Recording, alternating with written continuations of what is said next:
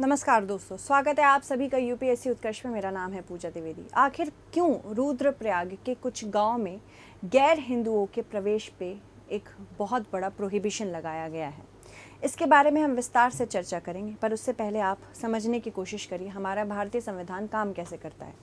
हमारे भारतीय संविधान के प्रियम्बल में साफ साफ लिखा है कि भारत एक धर्मनिरपेक्ष देश है, यानी कि एक सेक्युलर देश है।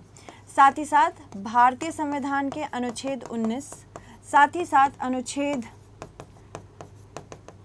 21 में 19 में लिखा है कि right to freedom of movement है, यानी कि आप जहाँ जाना चाहें वहाँ जा सकते हैं। Right to freedom of movement. साथ ही साथ right to life and liberty हमारे अनुच्छेद 21 में दिया है। Right to life and liberty. ये जो इस तरह के बोर्ड लगाए जा रहे हैं, हम ये भी कह सकते हैं कि ये भारतीय संविधान के अनुच्छेद 25 से लेके 28 के बीच में आ सकता है।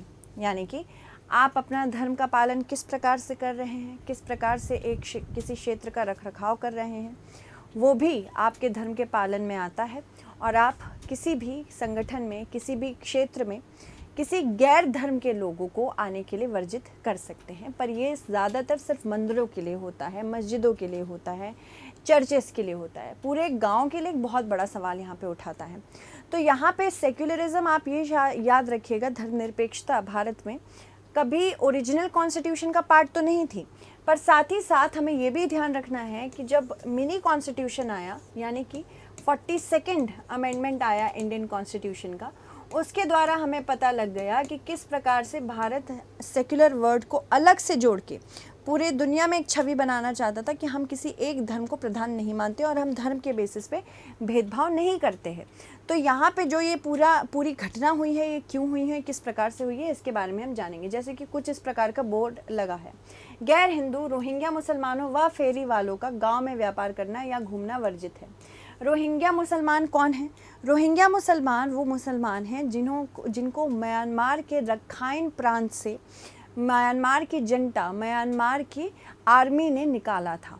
और ये एक एथनिक क्लेंजिंग में भी आया था। म्यांमार से रोहिंग्या मुसलमान भागे और भारत में बहुत सारे क्षेत्रों में, जैसे कि उत्तराखंड, हिमाचल प्रदेश, जम्मू कश्मीर, भारत के पूर्वोत्तर इलाकों में फैल गए। अब दुख की बात यह है, ना ये किसी एक क्षेत्र के नागरिक हैं जिसकी वजह से इनको बहुत सारे वेलफेयर स्कीम्स नहीं मिलते। साथ ही साथ भारत जो है 1951 कन्वेंशन ऑन रेफ्यूजीज पे हस्ताक्षर नहीं कर रहा है, भारत ने नहीं किया है। तो रेफ्यूजी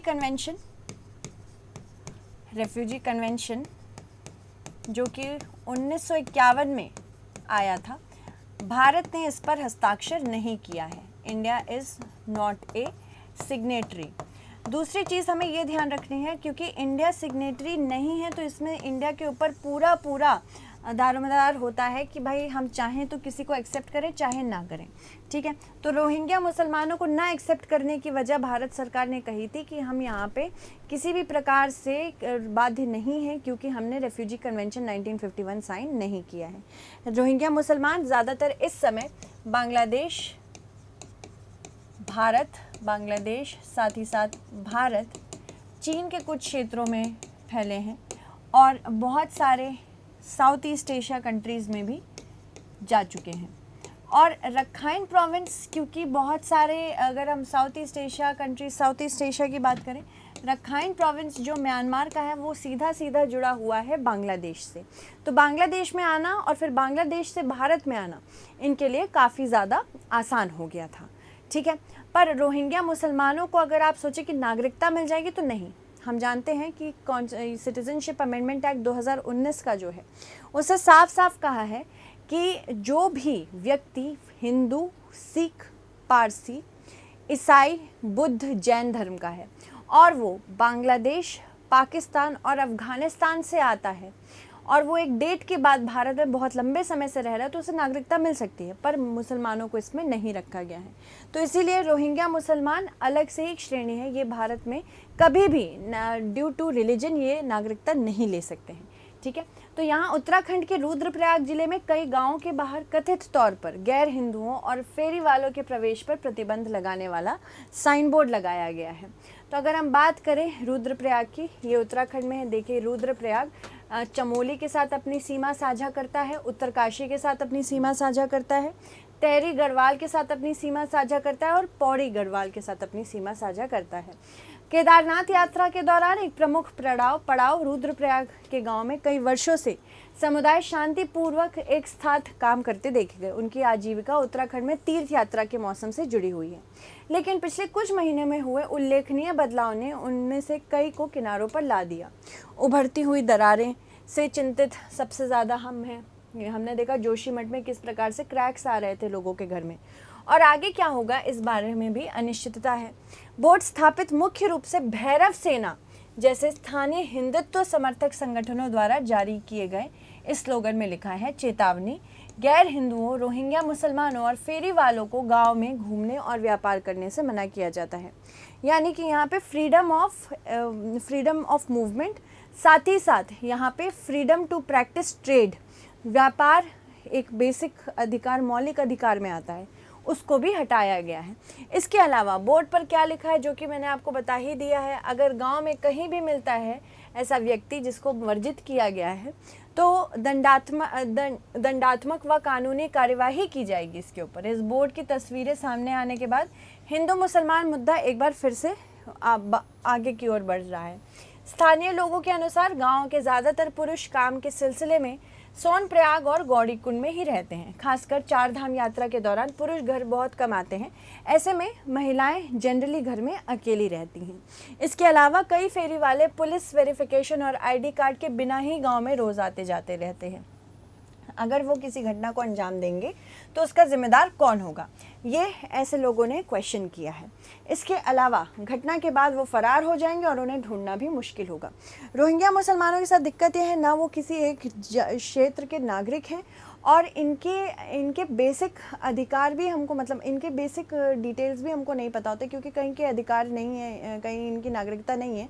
तो नागरिकता ना होने की वजह से इनके बेसिक बैकग्राउंड डिटेल्स तक हम नहीं पता लगा पाएंगे। अगर बात करें ग्राम प्रधान की, तो उन्होंने क्या बताया, न्यालसो के ग्राम प्रधान ने बताया कि शेरसी, गौरीकुंड, त्रियुगी नारायण, सोनप्रयाग, बरासू, जामू, अरिया, रविग्राम और मैखंडा गांव के बाहर भी ऐसे ही बोर्ड देखने को मिले हैं। यह बोर्ड गांव के लोगों ने ही मिलकर लगाया है। ग्राम पंचायत को इसके बारे में कोई जानकारी नहीं दी गई है। यह बोर्ड लगाने का मकसद कुछ लोगों को गांव में आने से रोकना था। गांव वाले चाहते हैं कि पुलिस वेरिफिकेशन के बिना कोई भी अनजान शख्स गांव में ना आए। तो यहाँ पे ग्राम प्रधान का कहना है कि रोक नहीं है, रोक असल पे उन पे है जिन्होंने पुलिस वेरिफिकेशन नहीं कराया। अगर पुलिस वेरिफिकेशन हो गया तो कोई भी आ सकता है। कई गांवों ने लगाया बोर्ड, जैसे कि उत्तराखंड के डीजीपी अभिनव कुमार ने क्या कहा कि लोकल पुलिस और खुफिया अधिकारियों को मामले की जांच सौंपी गई थी। रिपोर्ट में पता चला है कि एक दो नहीं बल्कि कई गांवों के बाहर ऐसे बोर्ड लगे हुए हैं। रुद्रप्रयाग सर्कल ऑफिसर प्रबोध कुमार ने भी बताया कि उन्होंने सभी बोर्ड हटाकर आरोपियों के खिलाफ कार्रवाई शुरू भी की है। सर्कल ऑफिसर का कहना है कि कुछ समय पहले हमें गांव के बाहर ऐसे बोर्ड लगने की जानकारी मिली थी और सारे बोर्ड को हटाया गया है। हम पता लगाने की कोशिश कर रहे हैं कि ऐसे बोर्ड असल में लगाए किसने हैं।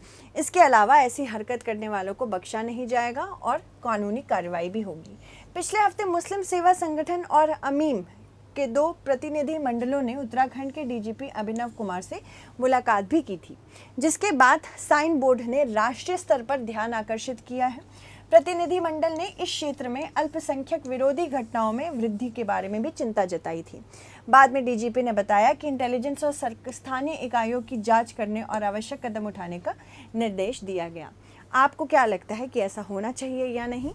आप हमें कमेंट सेक्शन में ज़रूर बताएं। धन्यवाद।